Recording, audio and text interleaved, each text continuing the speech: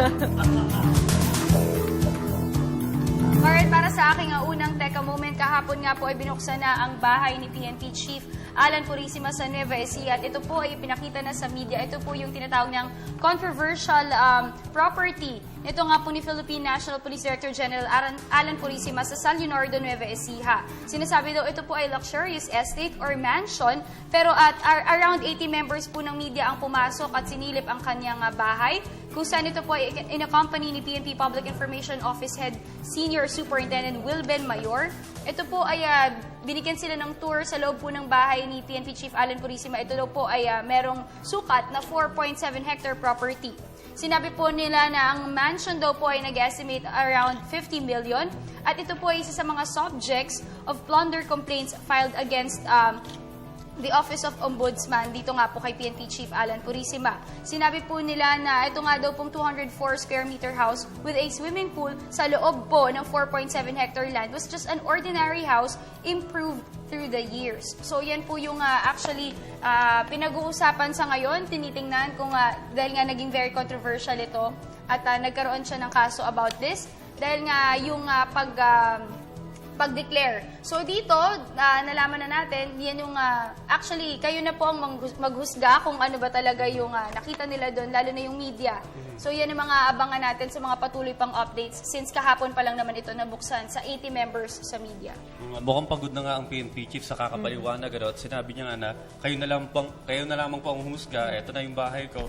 Pero ang makakapagsalba sa kanya dyan ay yung sa entry niya. Okay. Kailangan makita kung nandun yung kanyang mga properties, yun ang magsasalba sa kanya at vice versa. Alright. Okay, para sa akin naman, Teka Moment, tinataya po ng FIVOX na posibleng magkaroon ng magkakasunod na pagsabog. Ang Bulkang Mayon, patuloy pa rin na binabantayan yan at sana nga magsagawa muli sila ng aerial survey dahil binabantayan pa rin yung maaaring pagsabog nito at ang pagtaya nila, ang ginamit na terminologies ay few weeks or few months. So, kung ikukumpara sa 2013 Pharatic explosion, mukhang mas malakas daw itong magiging pagsabog nito. At yung mga binabanter nga natin ng mga nakaraang linggo, na pati yung mga hayop ay inililikas na, naisakatuparan na. Kasi 2,600 na ng mga alagang hayop ang nailikas at may 2,000 pa rin ng kailangang paglikas. Bukod dyan, sa may 6-kilometer danger zone, ay puputulan na ng kuryente at tubig para maiwasan na yung pagbalik doon ng mga residente. So again, just to clear it out, anytime pwedeng pumutok itong si Bulkang Mayon, pero hindi alam eksakto kung kailan. Ang ginamit nila, few weeks or few months. So kailangan na talagang lumikas Maghanda. para for safety and security na rin ng mga kapatid natin dyan sa Albay. Okay, so ingat-ingat tayo sa lahat ng mga kababayan natin dyan sa Albay. Pero good news muna tayo dahil itinanghal ng Pilipinas bilang Destination of the Year dito sa 25th Annual TTG Travel Awards itong October 2. Ginanap ito sa Sentara Grand and Bangkok Convention Center dyan sa may Thailand. Ang naturang Travel Awards ay binibigyan ng TTG Asia kung saan nga isa itong travel trade publication na sinasabi ng Travel Destination of the Year o Destination of the Year ng naturang publication ay nasa ilalim ng Outstanding Achievements Award category. Ang editorial team ng naturang publication ang namimili ng Destination of the Year. Kaya nga, syempre good news to para sa lahat sa turismo ng ating bansa kasi makakadagdag na naman to ng, of course, sa ekonomiya natin at sa lahat ng aspeto ng turismo. So napili ang Pilipinas dahil umano sa proactive steps and initiative para nga sa development at promotion ng travel industry. So congratulations muli sa ating sa Department of Tourism at sa lahat ng mga companies na nagpupursige para pataasin ang ating turismo.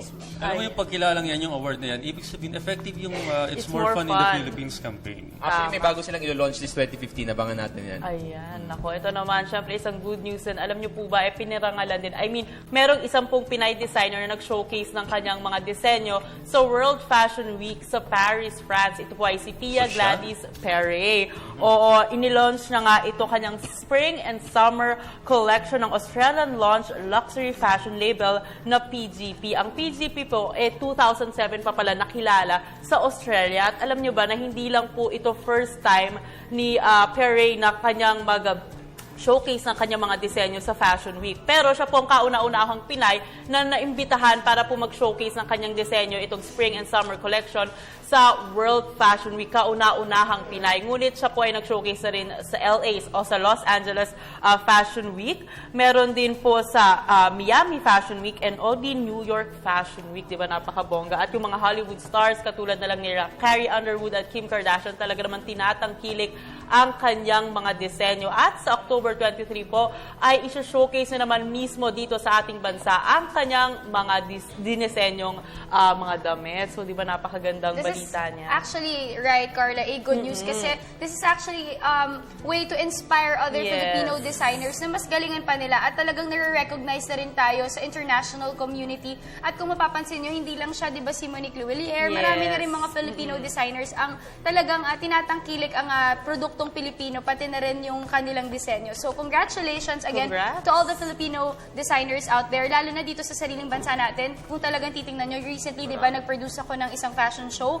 Kung makikita nyo, ang daming Filipino designers na talagang sobrang talented at ang gagaling na kailangan lang talaga ng break.